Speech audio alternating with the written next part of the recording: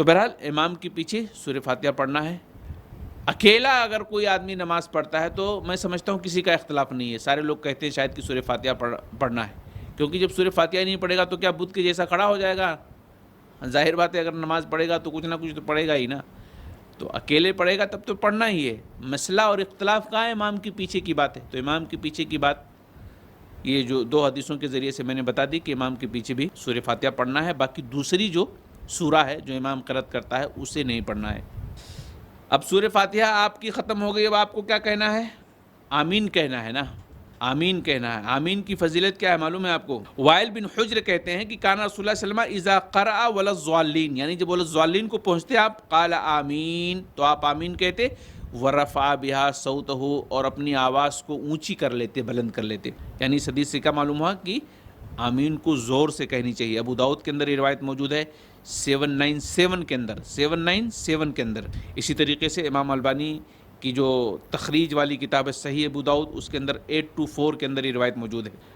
تو آپ اپنی آواز کو اونچی کر لیا کرتے تھے، یعنی زور سے بولتے تھے۔ اگر اس حدیث سے بات واضح نہیں ہو رہی تو دوسری حدیث دیکھ لیں۔ راوی وائل بن حجر ہے، کہتے ہیں انہ صلی خلف رسول اللہ صلی اللہ علیہ وسلم فجہر بآمین، زور سے کہا آمین، زور سے کہا آمین۔ ٹھیک ہے، آمین کہیں گے کب؟ بہت سارے لوگ امام سے پہلے کہہ لیتے ہیں مسجدوں میں، اکثر آپ غور کیجئے امام الضالین ابھی ختم نہیں ہوتا کہ پیچھے والے آمین کہہ دیتے ہیں۔ ایسا نہیں کہنا چاہیے، بالکل غلط اور رانگ ہے 100%۔ بلکہ مقتدی کو امام کے بعد، امام جب آمین کہہ لے تب مقتدی کو کہنا چاہیے۔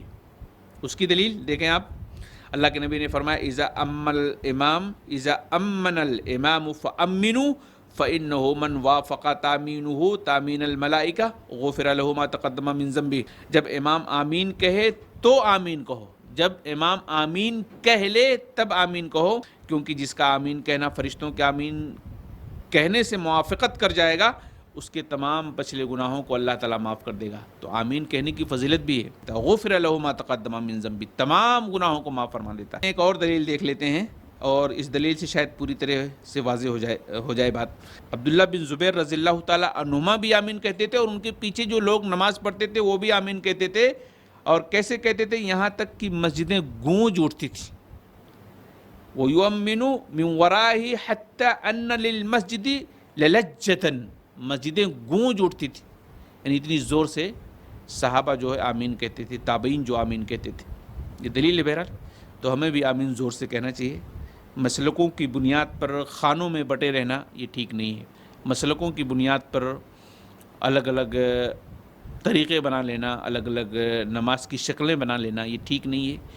کوئی بھی مسلک کا کوئی بھی بڑا آدمی کسی کی قبر میں جانے والا نہیں ہے، ہر ایک کو اس کا اپنا حساب دینا ہے اللہ کے پاس۔ ہر آدمی اپنا مکلف ہے سوال کے جواب دینے کا، کوئی دوسرا شخص جو ہے کسی آدمی کا جواب نہیں دے سکتا، اور نہ ہی کسی دوسرے آدمی کا ہیلپ کر سکتا ہے اللہ تعالیٰ کے ہاں۔